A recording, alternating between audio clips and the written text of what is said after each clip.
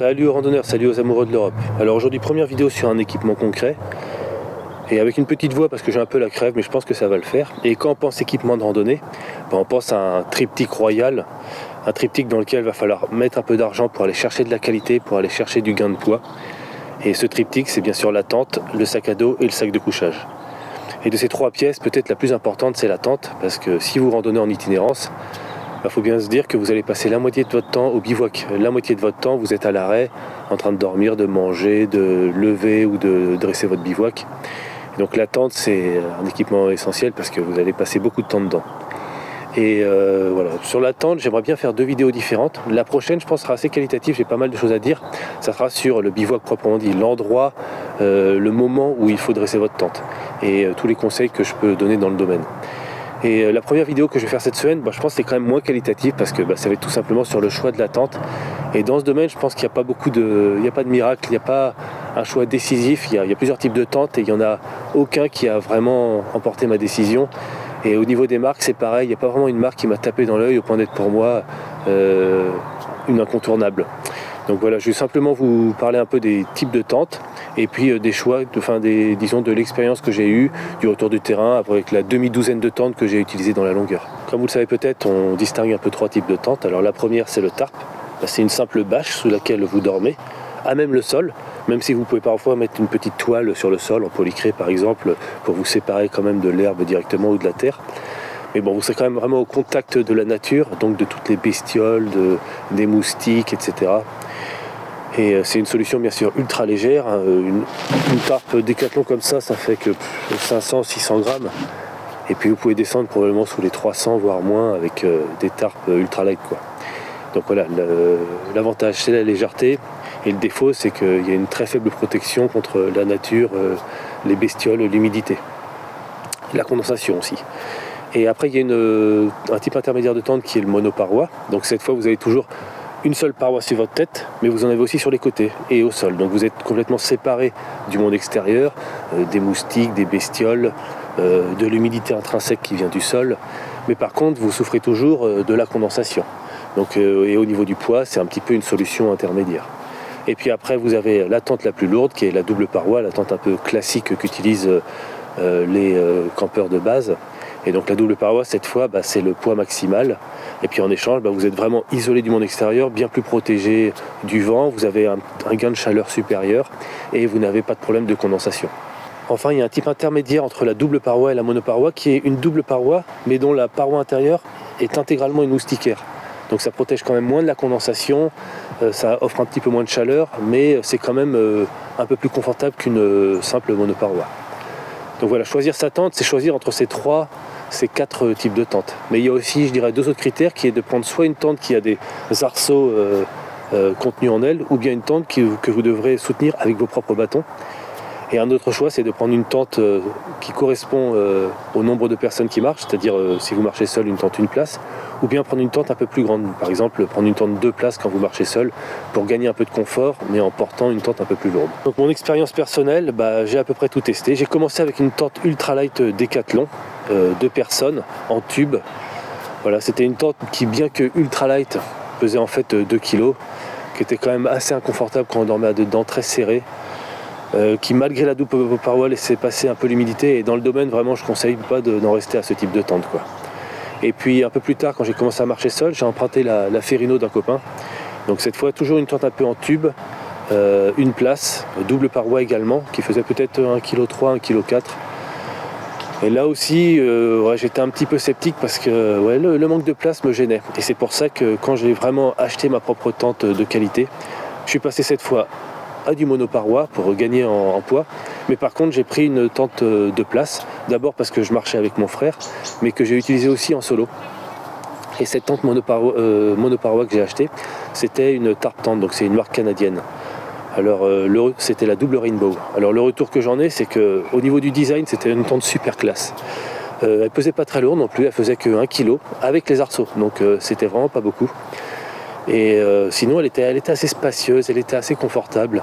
Mais je dirais qu'avec le temps, elle s'est quand même relativement dégradée parce que il faut prendre soin des coutures, il faut réétanchéifier les coutures, et peut-être que je ne le sais pas très bien.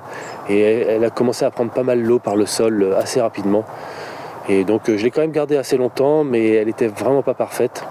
Elle protégeait pas énormément du froid non plus, bien sûr.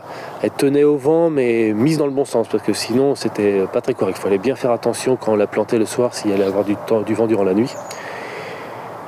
Et puis en plus, donc, elle était structurée par des arceaux, et un de ces arceaux s'est brisé alors que je dormais sous la tempête sur la pointe du Van, c'est-à-dire au bout de la Bretagne, au Cap Sizun, un endroit qui est toujours très venteux, et où j'ai brisé l'arceau en la montant. Donc je dirais que c'était une expérience quand même assez bonne. C'est une tente qui avait des avantages mais aussi des inconvénients. Au niveau du prix, c'était un peu pareil, c'était intermédiaire. C'est pas une tente qui est hors de prix, mais c'est une tente qui est quand même chère. Je me rappelle plus combien j'ai payé, mais ça devait être l'ordre de 300 € il y a une dizaine d'années, donc ça va être encore un peu plus maintenant si les doubles rainbow existent encore. Après, quand j'ai préparé l'Odyssée pédestre, là j'ai voulu vraiment aller chercher l'ultra légèreté. J'ai voulu chercher une tente qui se fixait avec mes bâtons. Et donc je suis allé chercher la tente la plus légère du marché à l'époque, qui était la Z-Pack. Donc j'ai pris une tente de place en vue de mon Odyssée pédestre, et cette Z-Pack, donc, c'était une tente qui a beaucoup d'avantages. Bon, d'abord, elle fait 500 grammes. 500 grammes alors que c'est une monoparoi qui protège intégralement des moustiques, etc. Donc c'est un poids incroyable. D'autre part, elle avait un système de montage très rapide, très fonctionnel, très ingénieux. Et puis quand même pas mal de place à l'intérieur, et voilà, donc elle avait quand même beaucoup d'avantages, mais elle avait un inconvénient énorme, c'est qu'elle s'est dégradée assez rapidement, quoi. Déjà, son premier désavantage, c'était son prix. Je l'ai payé près de 600 €, sans les frais de port, les taxes douanières, donc ça m'est revenu à peut-être encore 150 € de plus, donc un gros investissement. Et voilà, je l'ai utilisé pendant plus de 2 ans, mais vu que j'expliquerai ça plus tard, quand je bivouac, j'utilise assez rarement ma tente au final, peut-être un tiers de mes nuits. Donc je dirais que je l'ai utilisé peut-être 150, 200 nuits maximum, mais je dirais environ 150 nuits. Et au bout de 50 nuits, elle a commencé à sérieusement se dégrader, que ce soit la toile extérieure, que ce soit la moustiquaire, que ce soit le sol. Elle s'est vraiment dégradée un peu partout, au niveau des coutures également. J'ai fait attention à ne pas dormir par grand vent, à vraiment en prendre soin de toutes les façons possibles, mais malheureusement je l'ai détruite avec le temps. D'ailleurs, elle est ici, la Z-Pack, et si elle est dans un sac plastique, c'est que le sac qui la contient, je l'ai également dégradé très rapidement. Lui aussi était très léger, mais lui aussi m'a semblé très fragile. J'ai eu cette Z-Pack donc au tout début de mon Odyssée pédestre, et même l'année d'avant. Au milieu de l'Odyssée pédestre, elle était tellement détruite qu'un ami m'a donné une autre Z-Pack qu'il avait acheté avant moi et que j'avais pu tester avant d'acheter la mienne, que j'avais trouvé super. Donc il m'a donné la sienne qui était déjà un peu entamée mais en bon état. Et puis voilà, en une centaine de nuits, je l'ai beaucoup dégradée aussi. Donc j'ai quand même eu cette expérience de la dégradation des Z-Pack sur 2 tentes successives. Donc c'est quand même assez significatif. Mais malgré tout, peut-être que d'autres Z-Pack ou peut-être que la 2 places mieux traitée peut plus durer dans le temps. En tout cas pour moi, j'en suis revenu, surtout vu le prix que ça coûtait. Et donc au retour de l'Odyssée, quand je me suis remis à faire des randonnées moins ambitieuses, j'ai décidé d'acheter cette tente qui est une 3 full gear Lachan 2 places, qui est une tente chinoise. En fait, ces escrocs ont intégralement copié le système de la Z-Pack. Sauf que c'est une tente, comme je vous le disais tout à l'heure, là, il y a un 4e type de tente intermédiaire entre la monoparoi et la double paroi. C'est le cas de celle-ci. C'est-à-dire que vous avez une paroi extérieure et puis une moustiquaire intégrale. Et en plus, j'ai pris la moustiquaire la plus épaisse, l'hivernale. Donc au niveau du poids, elle fait 1,1 kg. Donc c'est quand même pas très élevé. Et puis grâce à cette double paroi, elle offre quand même plus de chaleur. Et puis elle protège mieux de la condensation, au point que je réfléchis peut-être à reprendre un duvet, parce que j'étais passé au synthétique du fait que j'en avais marre de la condensation dans les monoparois. C'est de la Lachan 2, donc elle a pas mal d'avantages au niveau du poids, du prix, moins de 200 € quand même, donc ça c'est imbattable. Son système de montage qui est similaire à celui de la Z-Pack, très ingénieux. Et puis j'ai passé une 40aine de nuits dedans, et pour l'instant il n'y a aucune dégradation des coutures, de la toile extérieure et de la moustiquaire, pas le moindre accroc. Donc ça c'est assez impressionnant. Mais je dirais qu'elle a quand même des défauts, parce que par exemple, ses sardines sont vraiment pourries. Je suppose qu'à un moment elle va se dégrader quand même avec le temps, il y a bien une arnaque quelque part. Et puis elle tient très mal au vent. Vraiment, alors qu'elle a le même système que la Z-Pack, je trouve qu'elle tient beaucoup plus mal au vent. Et même je dirais que par grand vent, elle tient à peine. Donc voilà, c'est une tente qui a aussi ses défauts. Voilà pour les tentes que j'ai testées dans la durée. Et puis il y en a une dernière que j'ai testée quand même sur une dizaine de jours sur le Kungsleden avec un ami qui l'avait. C'est la MSR Uba Uba, qui est la tente double paroi Je pense la plus célèbre du monde, c'est celle que vous croisez la plus fréquemment sur les chemins. Et donc c'est une tente de parois, comme je disais. Elle tient bien au vent, elle est quand même solide, elle est spacieuse, elle est confortable.